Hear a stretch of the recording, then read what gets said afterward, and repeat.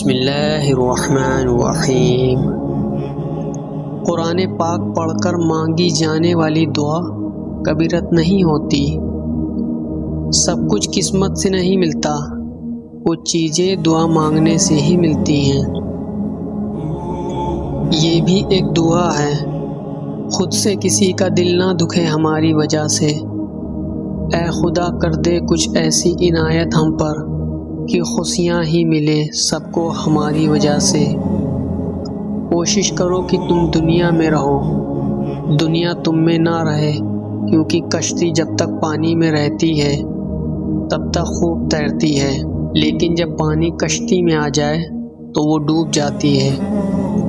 اللہ تعالیٰ کسی انسان کا اس کی طاقت سے زیادہ امتحان نہیں لیتا۔ میرے رب کی محبت کا کیا انداز ہے نرالا، سب کچھ دے کر بھی کہتا ہے کہ ہے کوئی مانگنے والا۔ کتابیں صرف علم دیتی ہیں، ہدایت صرف میرا رب دیتا ہے۔ اختیار، طاقت اور دولت ملنے پر لوگ بدلتے نہیں بلکہ بے نقاب ہوتے ہیں۔ اللہ کے خوف سے صرف ایک گناہ چھوڑ دینا 1,00,000 تہجد نفل سے بڑھ کر ہے۔ تنہائی میں گناہ سے بچو، کیونکہ اس کا گواہ خود اللہ تعالی ہوگا۔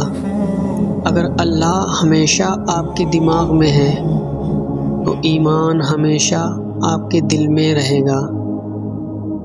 اللہ کی خطاؤں پر الحمدللہ کہنا اور اپنی خطاؤں پر استغفر اللہ کہنا اللہ تعالیٰ کو بہت پسند ہے۔ قرآن پاک صرف چومنے، بند کر کے غلاف میں لپیٹ کر اونچی جگہ پر رکھنے کے لیے نہیں اتارا گیا، بلکہ یہ قرآن پاک پڑھنے، سمجھنے اور اس پر عمل کرنے کے لیے اتارا گیا ہے۔ اللہ تعالیٰ فرماتا ہے، جب کوئی تم پر ظلم کرے تم میرے انتقام پر راضی ہو جاؤ، کیونکہ میرا انتقام تمہارے انتقام سے بہتر ہے۔ گناہ کرنے میں لذت بہت ہے لیکن سکون نہیں۔ رسول اللہ صلی اللہ علیہ وسلم نے فرمایا، قیامت کے دن تم اچھی نماز سے بہتر اور کوئی چیز نہیں لاؤ گے۔ بہت مضبوط ہوں میں، یہ دنیا جانتی ہے، بہت کمزور ہوں میں، یہ اللہ جانتا ہے۔ عبادت کا سب سے بہترین وقت جوانی ہے۔ یا اللہ ہماری دکھی دلوں کو سکون عطا فرما۔ جن گھروں میں اللہ پاک کا ذکر ہوتا ہے وہاں سکون، محبت اور برکت نظر آتی ہے۔ اے اللہ ایسا بنا دے کہ نماز پڑھے بنا دل کہیں نہ لگے۔ قرآن کہتا ہے، تم یہاں میری تلاوت کرو، میں قبر میں تمہاری حفاظت کروں گا۔ اے میرے رب مجھے اس قابل بنا دے کہ میں اپنے ماں باپ کو حج کرا سکوں، ان کی خواہش کو پورا کر سکوں۔ اپنے رب سے دوستی کر لو، کیونکہ یہی وہ ذات ہے تم کو کبھی تنہا نہیں چھوڑتی۔ توبہ کرتے رہو، کیا پتہ زندگی کب ختم ہو جائے۔ اللہ تمہاری توبہ سے اتنا خوش ہوتا ہے جیسے کوئی اپنے گمشدہ چیز کے ملنے سے خوش ہوتا ہے۔ قسمت کی لکیریں ماں کی دعاؤں سے بنتی ہیں، اور میری اوقات میری ماں کے قدموں کے نیچے ہے۔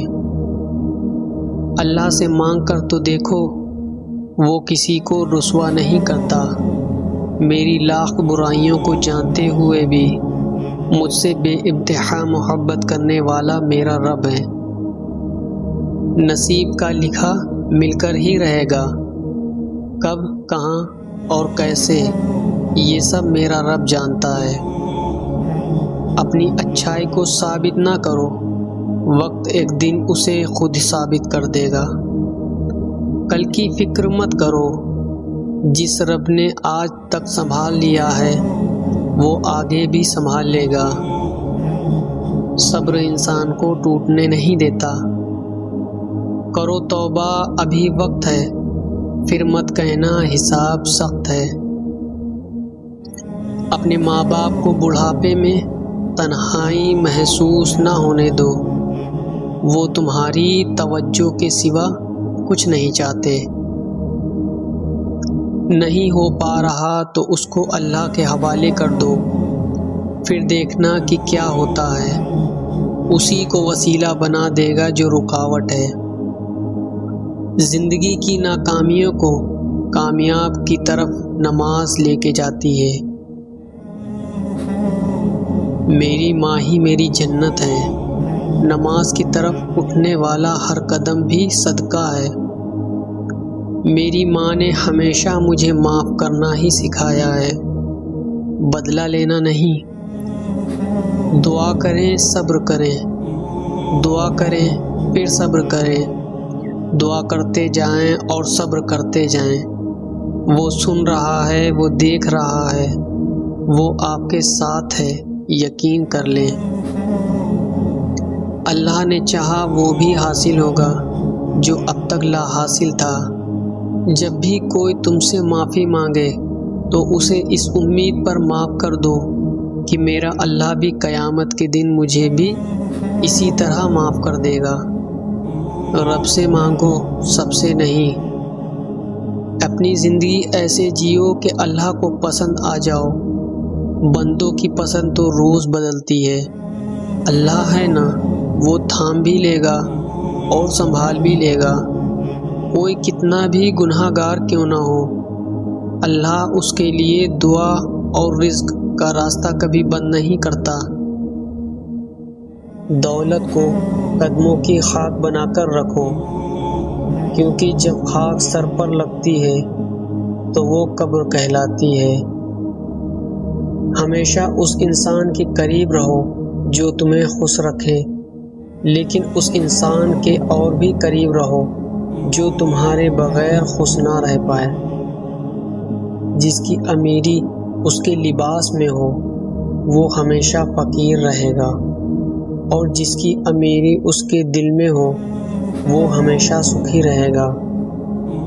جو تمہاری خاموشی سے تمہاری تکلیف کا اندازہ نہ کر سکے، اس کے سامنے زبان سے اظہار کرنا صرف لفظوں کو برباد کرنا ہے۔ جہاں تک ہو سکے لالچ سے بچو، لالچ میں ذلت ہی ذلت ہے۔